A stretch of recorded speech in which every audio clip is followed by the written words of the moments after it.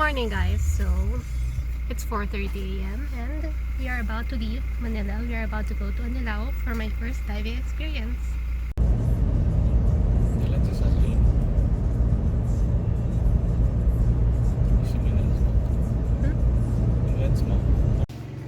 Hey guys, so I think we're here. We're in Anilao, pero parang hindi namin sure kung dive 7,000. But the water is deep and we are still waiting for our coach. Wala pa kasi siya.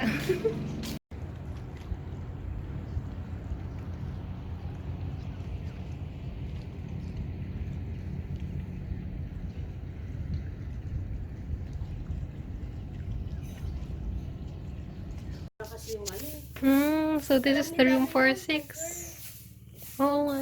Nagbago yung ano na kasi namin. Instead na sa amin. Ito, room 4. 4 ba ito? For ano yan? 9. May 9? pa yan. Oh, wow. So it's 4,500 plus 900 per head. 4,500 for 4 people. So in short, Sa apat. Hindi ko wag kasi nakakalata. in short, mas marami, mas maganda. Ito yung 4,400. Minimum is 4,400. Bango ng room, ah. Yan. So let me just take you around. Dive 7,000 with Ate Rowena. Yan. Yung common CR. Yung pinaka-ano namin. Ito yung hotel. Ilang capacity niyan? Ito kasi, kaayos ko lang pag ginawa kong room. Actually, kitchen.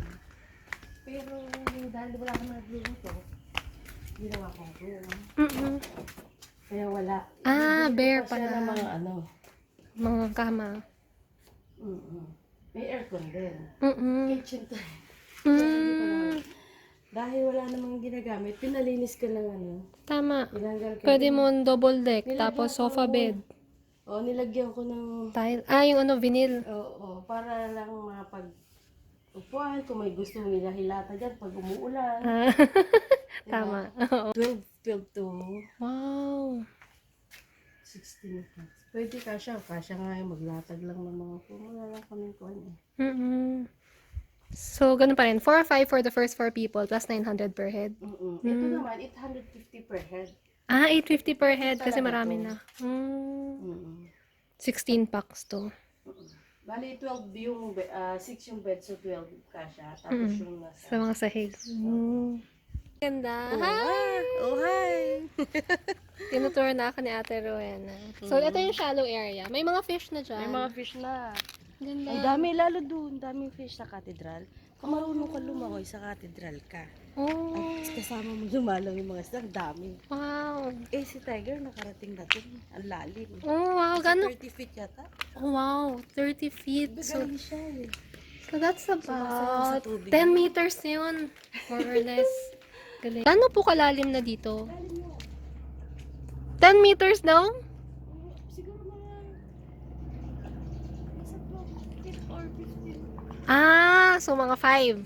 4, 5, ganyan. So habang wala pa si coach, tour muna kami. Oo. Kami lang kasi yung student. Kami dalawa lang. Dalawa lang? Hindi, Oo. kasama yata. Bukas pa yata. Sabado. Yan o, dyan. Oo. Baka ma-shoot ako dyan. Baka maunahan ko yung lesson. Oh, wow. Ang linis. Ang linis ng dagat. Galing. Ang linaw. Yan, dyan. Dito kayo. Ano, mag-dive. Kayo po, nag-try na kayo mag-dive? Na-accidente ako. Okay, so I'm waiting for our coach. She's Coach Tiger. Just found her on one of the groups for diving. And I think this is one of the famous diving spots here in Anilao. Maraming groups na nagda-dive dito, hindi lang si No Fins. Actually, No Fins Freedivers, I think the group is called, is actually referred to me by Melissa. So nakita ko lang sa feed niya and I was supposed to go with her pero na-cancel lang so many times. So I decided to book my own schedule kasi I just want to try it out na. So last week I had my pool session with Reef Nomads, as you may know. And now I'm gonna be having my first open sea session here with Dive 7,000 and with No Fins.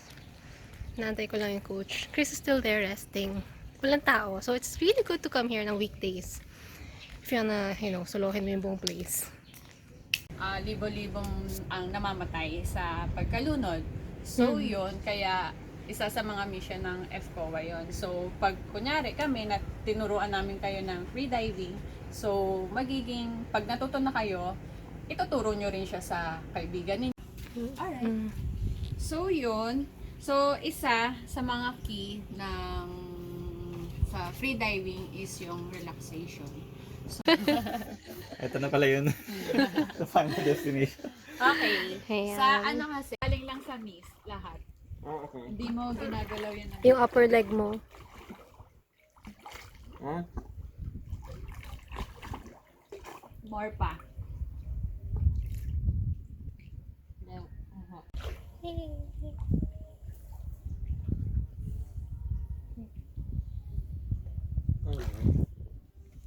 So, intro po session muna.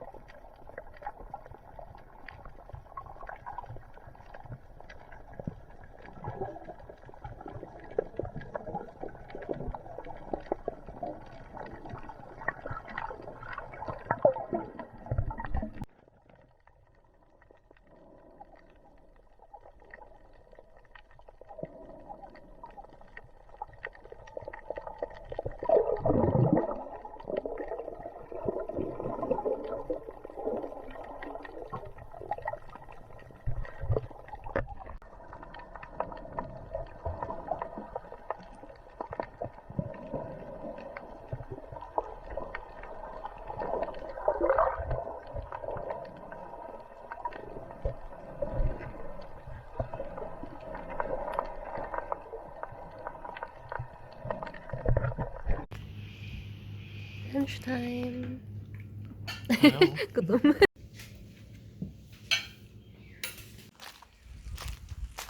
Hey guys, so we just had our lunch and we're taking a break. Nagpapahinga pa si Coach. Luckily kami lang ni Chris, so we actually have the entire resort for ourselves. Walang tao, which is really good. So it's recommended that you come here during weekdays para if you want to train more. Kasi sabi sa amin, even with the manager, sabi sa amin pag weekend, sobrang puno. Yan, ang dami ding tao sa dagat, pati sa resort, wala ka na lang maupuan. So actually, it's a good time. If you can't come on weekdays, come here on weekdays. Walang tao, kami lang ni Chris. Chris is also resting. Coach Tiger is also resting. So we had our first open sea session. It's a lot different. as compared to the pool. Pero okay naman. I enjoyed the line training. It's pretty easy. Yung duck dive, nahihirapan talaga ako. Lumulutang daw talaga ako. But it's very peaceful here. The water is very clear. Ang lamig, ang sarap, ang daming fish. Dito pa lang. So what's good about this resort, dive 7,000, is that pagbaba mo, ang dami ng fish. Like right now, you can see meron ng starfish dyan. And daming fish. And ang linis ng water. So it's nice to dive here. Kanina, meron kaming mga nakasalubong na nagsuscuba diving. So this is also a scuba diving spot, a free diving spot, and they train here almost every week. Like yung mga nagko-compete. Kasi nga, you don't really have to ride another boat to be in deep waters. So, ayun. Ayan, nandito kami kanina. Diyan lang kami. It's a little bit hot today. I mean, it's a little bit hot right now. So we are taking a break and then we'll go back in the waters by 3 p.m.